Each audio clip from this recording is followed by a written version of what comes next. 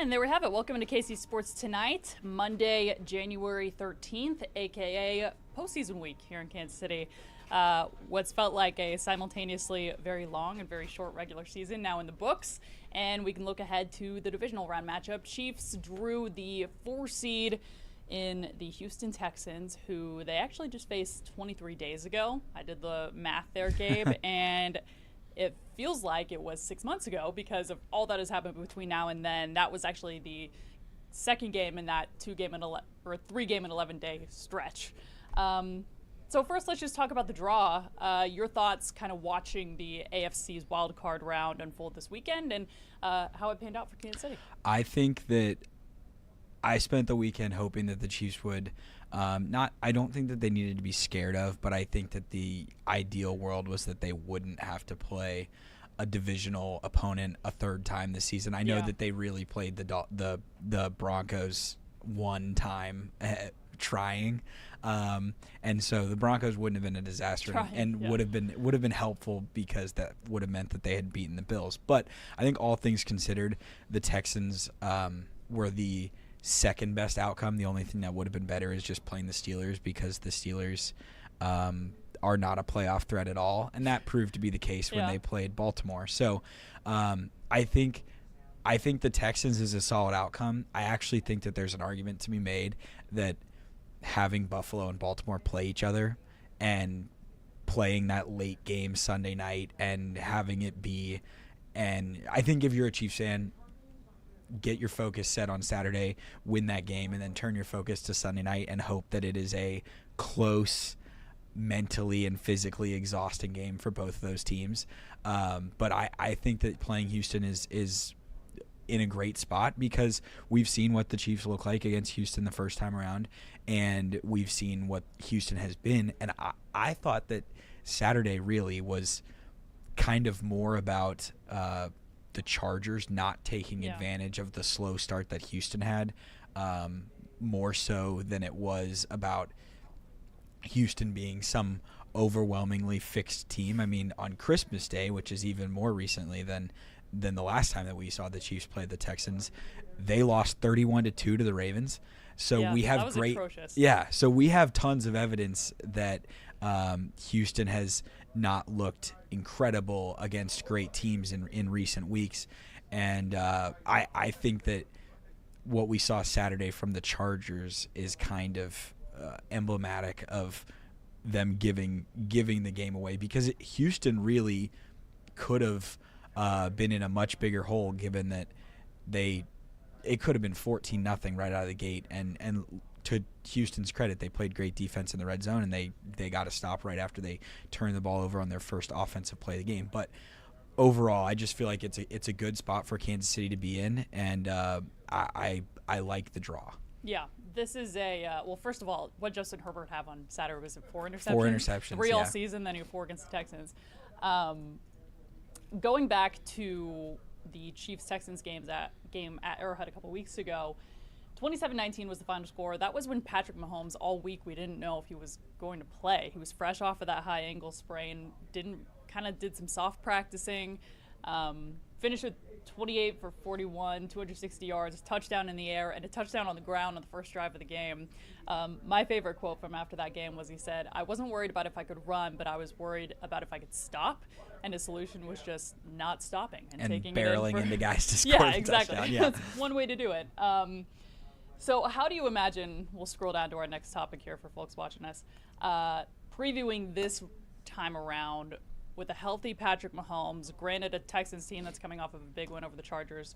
How are you looking at this rematch kind of here for round 2? Well, I think that the biggest question for the Chiefs is just who they're going to start at left tackle. Yeah. The Texans. Yeah, I feel like we could just take that sentence and run it every single week. Yeah, exactly, every single week. Yep. And this week would give a pretty solid peek into what the Chiefs are thinking for the rest of this playoff run and however long that may go. The Texans did get to see the Chiefs with what would it have been, a week between the try of DJ Humphries against the Chargers and DJ Humphries hurting his hamstring, and then Joe Tooney playing left tackle against the Browns. Joe Tooney played left tackle against the Texans with Mike Caliendo at left guard. So they've seen that version of the Chiefs' offensive line. And it's worth noting that Texans game and then the Steelers game on Christmas Day are like two of the quickest average time to throw games of Patrick Mahomes' career in the Chiefs uniform. So whether that is something that they replicate or whether it's something that they replicate while moving Tooney back to his ideal left guard position and they trust DJ Humphries to be solid at left tackle is something that's worth noting. I also think, just remembering back to what that game was, that was the debut of Hollywood Brown. Yeah. And we've seen the comfort level, or at least we saw the comfort level increase on Christmas Day. So I think that's worth keeping an eye on because he had a critical fourth down conversion on the first drive of the game against the Texans.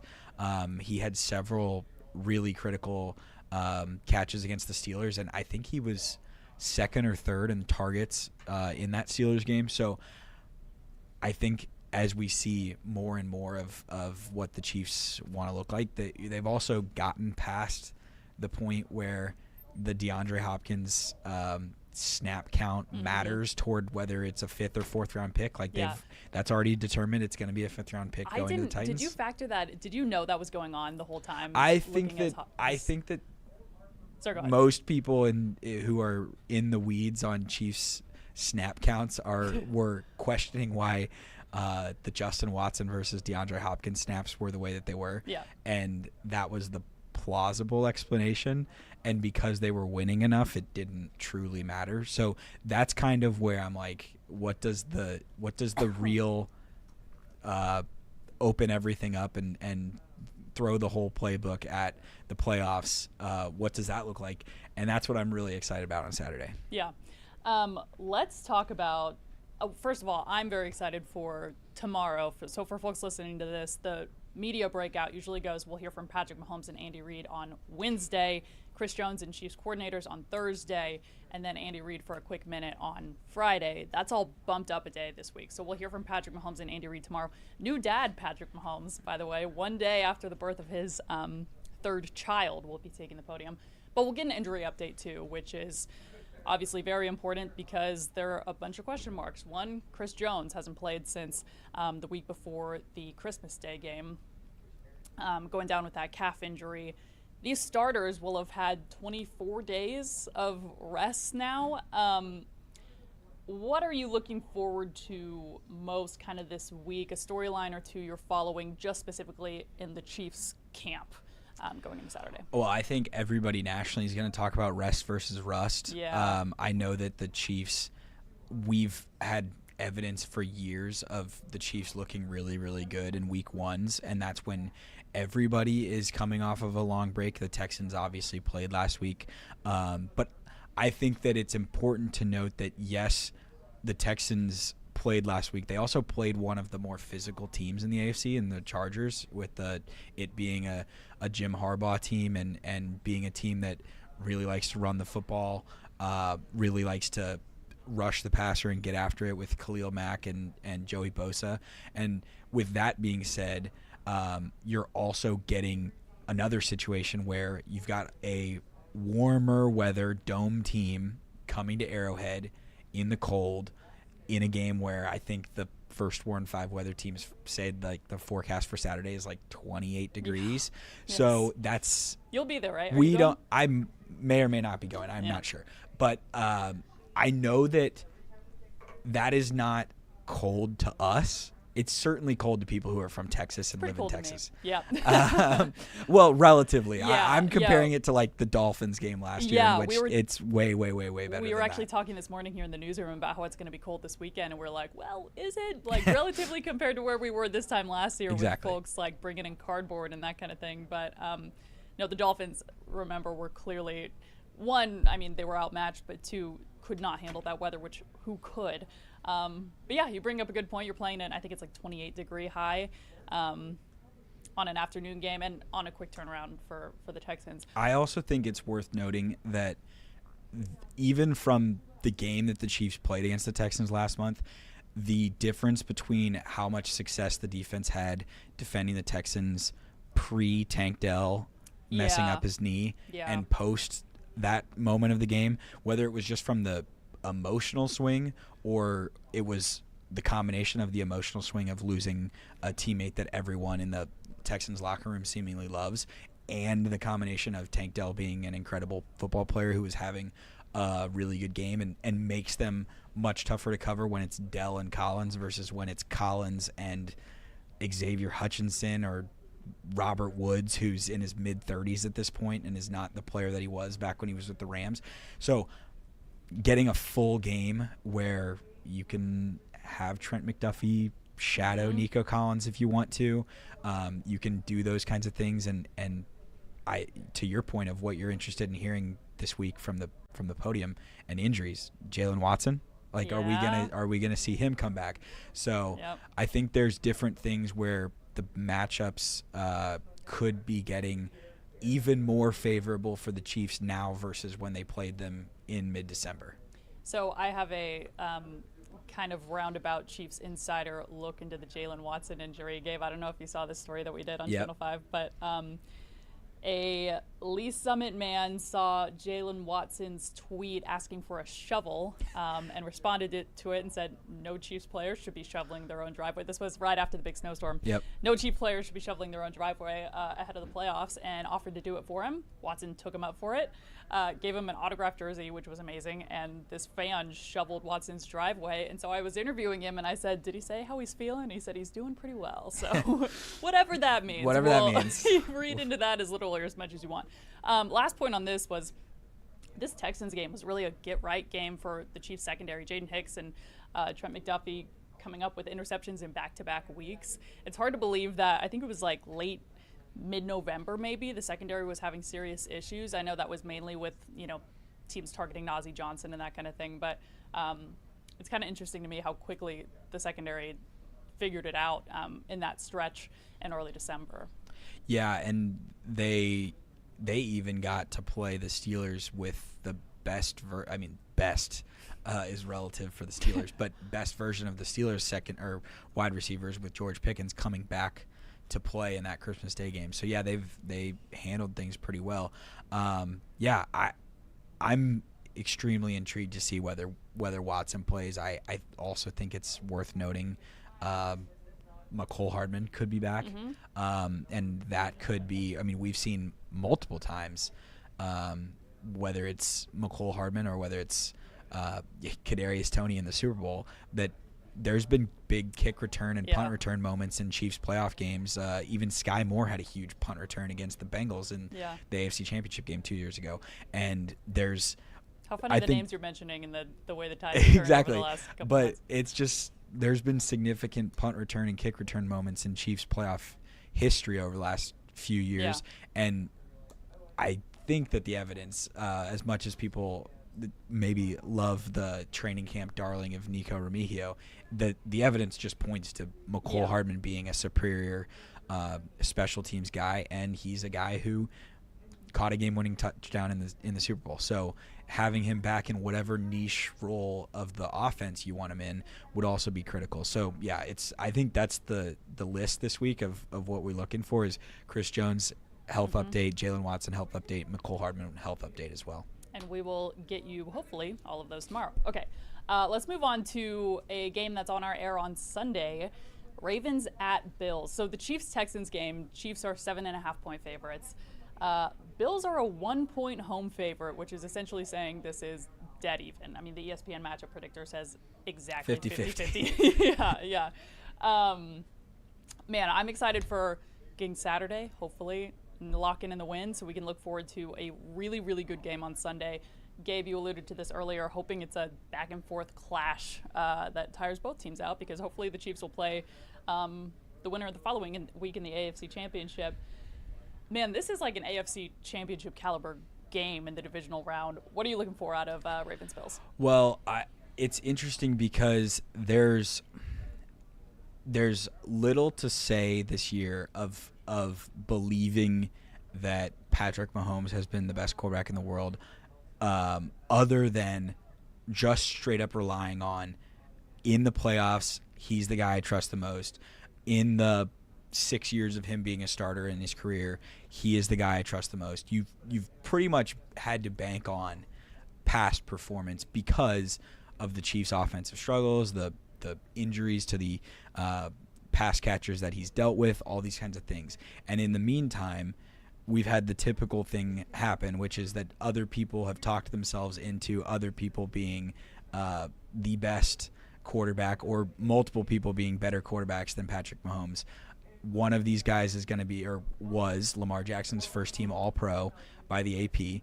One of them is going to win the MVP, and it might be the rare time where we get an MVP who is not a first team All-Pro if voters are going off of the true definition of like the word valuable and how much more Josh Allen has had to do for the Bills versus Lamar Jackson, who's gets to play beside Derrick Henry. Yeah. So there's all those kinds of things.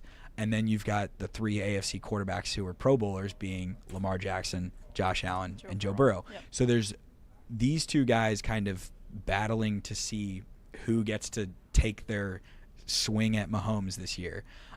They both swung and missed last year while being at home.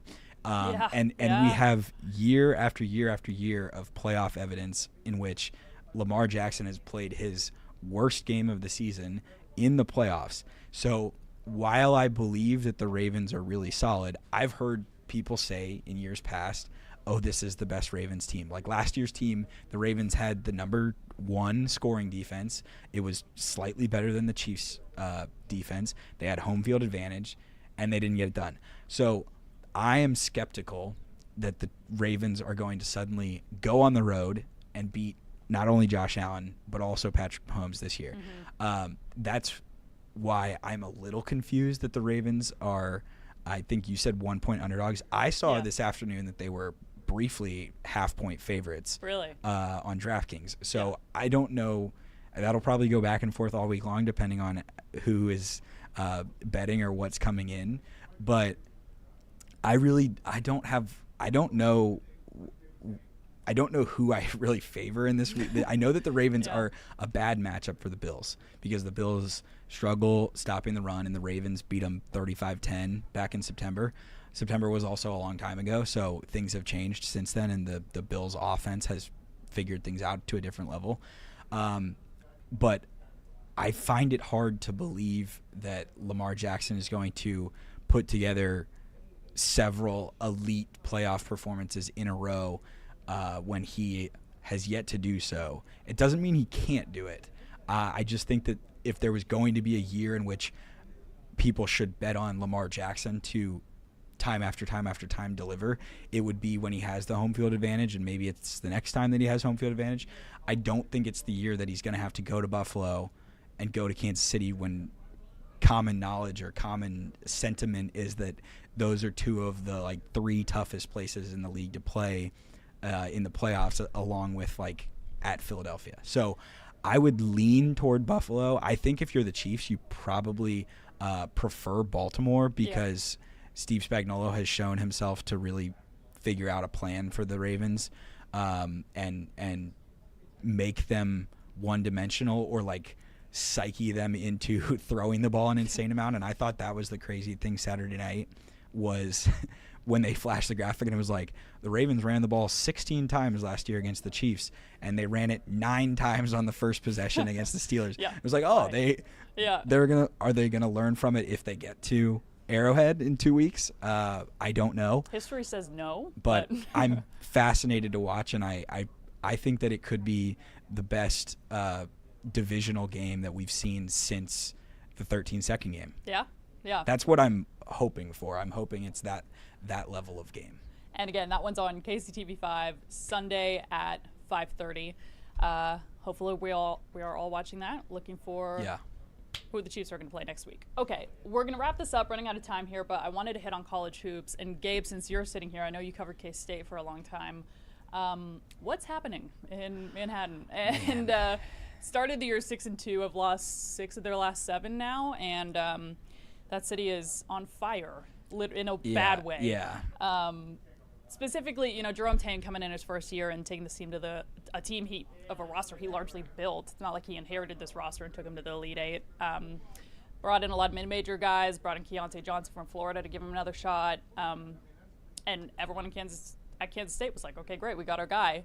Last 2 years have been a bit of a downward slide, and right now things could not be going much worse. Kind of your take on what's going on there.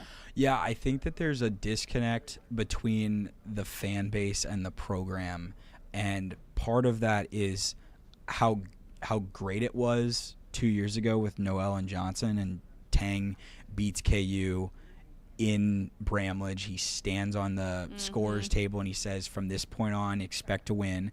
And then you have that happen, and then you go and you lose a road game earlier this week or last week, and Tang says, well, the goal in Big 12 play is to win your home games and then steal a couple on the road.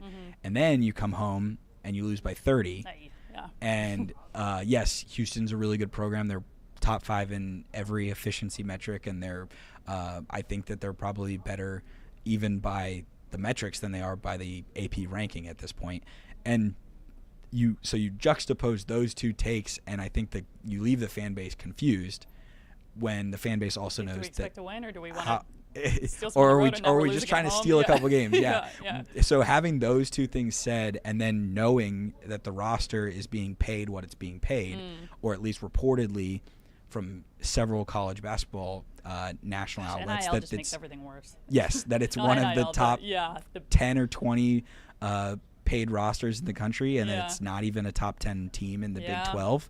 That complicates things to a level like years ago you didn't have to put their for their education. And now you've got fans questioning whether the effort is good enough. You've got players saying the effort straight up isn't good enough. Coleman Hawkins said that this weekend.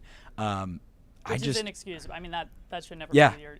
If you're shooting cold from 30, it's like, okay, we're going through a cold spell. What do we do? But that's So it really just comes down to how willing is the administration and how willing is the donors who would have to pay a buyout for Tang that is ludicrous.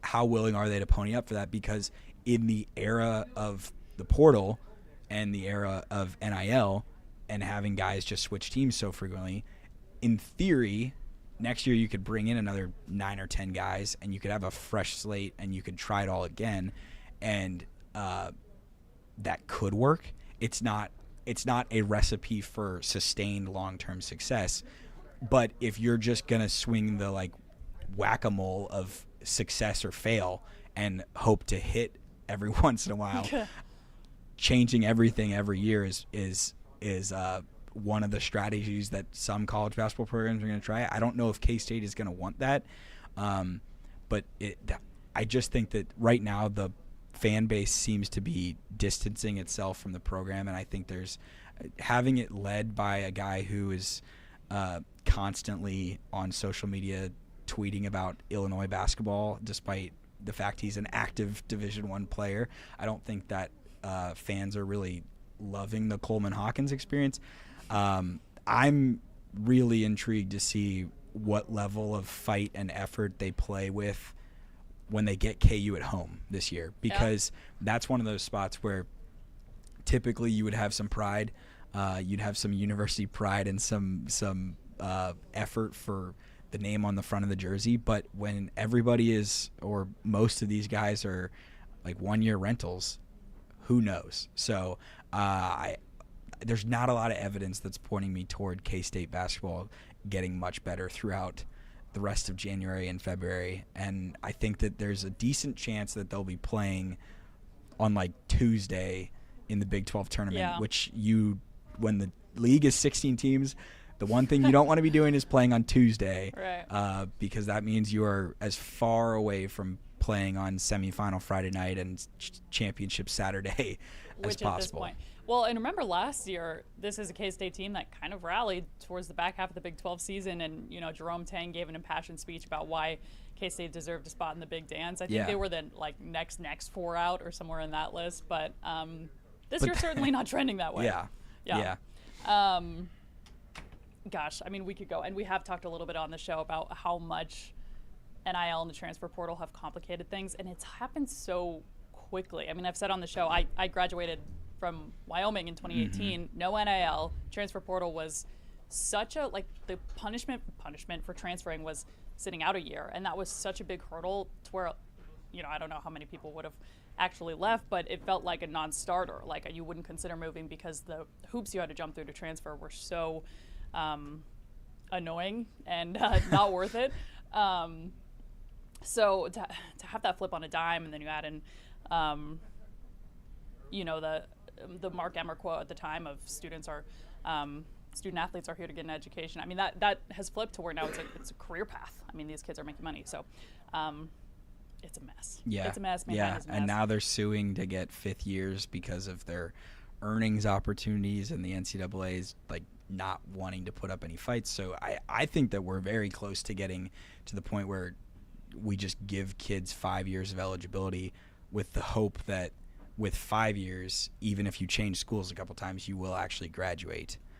Versus going through 4 years and needing 15 or 18 credits and leaving school after 4 years and not being a graduate from any of the 3 or 4 schools you touched. Yeah. So it's absolutely a mess, and K-State is kind of the poster child for it this year in men's college basketball. On that very cheery note, we will call it a day here on KC Sports Tonight. Thanks so much for watching. Back here tomorrow, 11:45 is when we'll hear from Andy Reid and Patrick Mahomes. That will be streamed here on KCTV5.com and your KCTV5 news app as well. But for now, from Marleah and Gabe, have a great day. Thanks for watching.